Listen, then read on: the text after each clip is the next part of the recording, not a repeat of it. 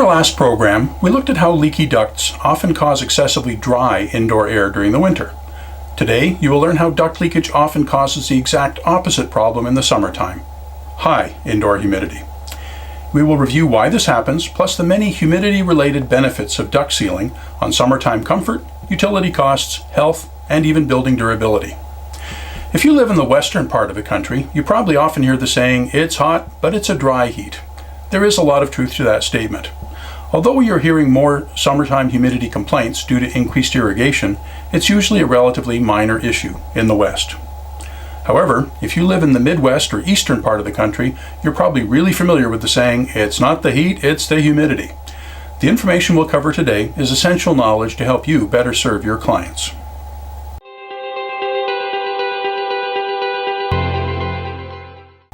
In the East, summertime outdoor air routinely has a lot of moisture in it. Duct leakage can bring this humid air into the home in many ways.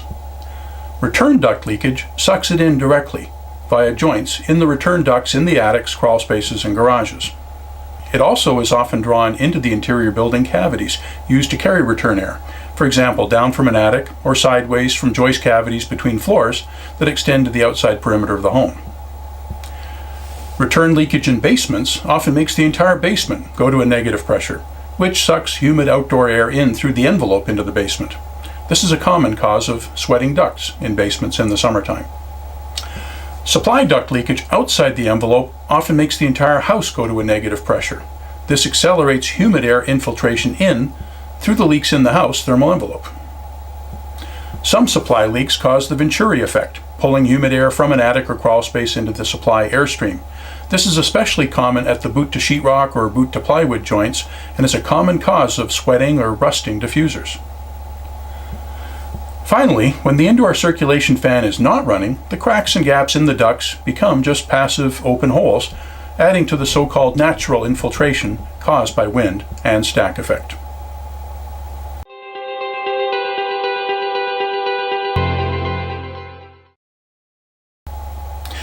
The humidity that comes in due to duct leakage is in vapor form and is of course invisible.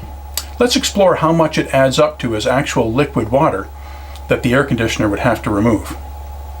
For our example, we'll use a very common outdoor humidity level, a dew point temperature of 73 degrees. Expressed in terms of relative humidity on an 85-degree day, the outdoor air would be at a 67% RH. This outdoor air has a lot of moisture in it.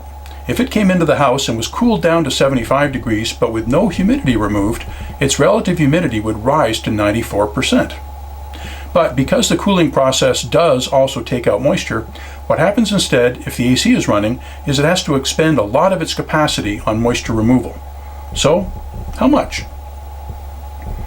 Under these conditions, for every 100 CFMs of outdoor air infiltration, you have to remove half a gallon of water every hour to bring the humidity down to the recommended level.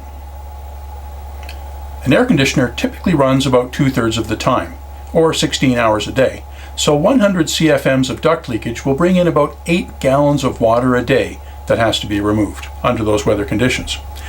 Many systems have over 200 CFMs of leakage, which doubles the required water removal to an astounding 16 gallons a day.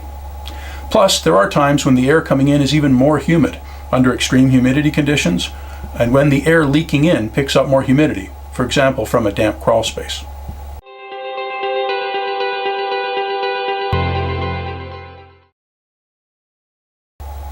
Since an air conditioner both cools the air and removes moisture, can't we just count on it to handle the humidity that duct leakage brings in? It is a reasonable question. The dynamics of how well air conditioning controls humidity are very complex. We can't get into all the details here. The 5 key points to remember as it relates to duct leakage are: number 1, an air conditioner can remove a lot of moisture once it gets to steady state, which typically takes about 12 minutes, and then runs for a decent amount of time after. However, there are many times when an air conditioner short cycles, at night, on cloudy days, and on rainy days. The ducts leak as soon as the indoor fan comes on, but the system often shuts off just about when the coil gets cold enough to really take out the moisture and send it down the drain. This problem is of course worsened if the customer has a way oversized air conditioner. Number 2, This part-load humidity removal problem is even more pronounced with modern air conditioners that have much bigger coils with tighter fin spacing. Number 3, even if the AC is running enough to remove humidity, the added humidity still causes it to use more electricity, as any cooling devoted to humidity removal takes away capacity to just cool the air. In some cases, the humidity removal steals enough capacity that the thermostat can't be satisfied, and the customer mistakenly thinks they need a bigger unit.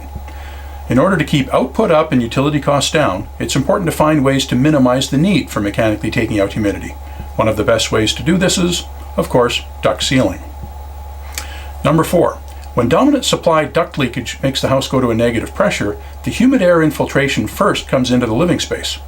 Although the moisture may eventually get removed when it finally makes it to the cooling coil, the occupants suffer in the meantime. Number 5, if the customer chooses to run their indoor fan constantly, they will also have constant duct leakage. Fan-forced duct leakage without the AC being on is really bad. Sealing the ducts reduces the negative humidity impacts of constant fan, especially at night. Sealed ducts just make sense in order to get the best humidity control, efficient operation, and full output from the system. Now let's take a closer look at some of the common comfort complaints when indoor humidity is too high in the summer.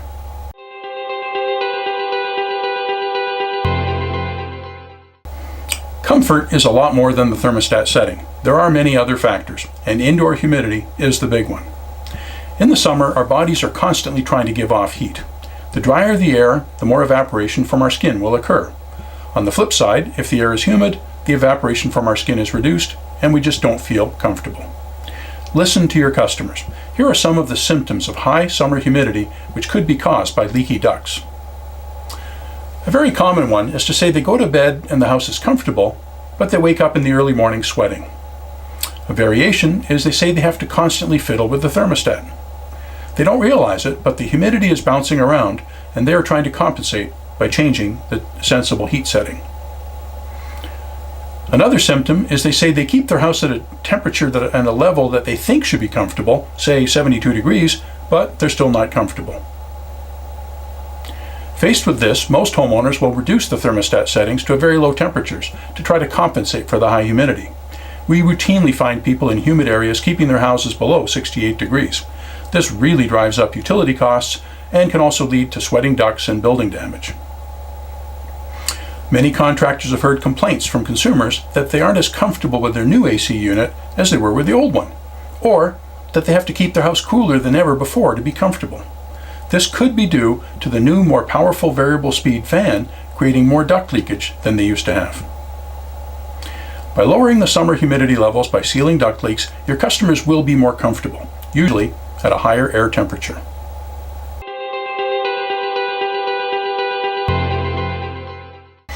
Indoor mold is bad. It increases respiratory allergy suffering and the frequency and severity of asthma attacks. It's important to know that most molds don't need actual wetness on the surface to grow. Most will also grow when the air simply has high relative humidity for a few days. Many molds start growing at around a 70% relative humidity at the surface. Levels this high are fairly common in many leaky homes during the summer and leads to complaints that the house smells musty or even that mold starts growing on fabrics or shoes, like these.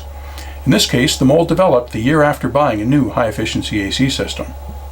Here's a newspaper report of another homeowner in Atlanta who successfully sued her AC contractor when mold developed after buying a new system. The article says it was later discovered that she had leaky ducts. Mold isn't the only possible bad health effect from high humidity. Allergy-causing dust mites are another concern. They are much more active at high humidity levels, leading to greater allergy suffering. And finally, many chemicals in building materials, such as formaldehyde, are released at greater rates when the humidity is high. So for all these reasons, many of our homeowner clients already want better summer humidity control. Many others will be interested to hear that duct sealing can help reduce these common issues if you just have the conversation. Thanks for watching today. Be sure to complete the review quiz for this program and study the Talking Points review sheet. Don't hesitate to contact me if you have any questions. See you the next time.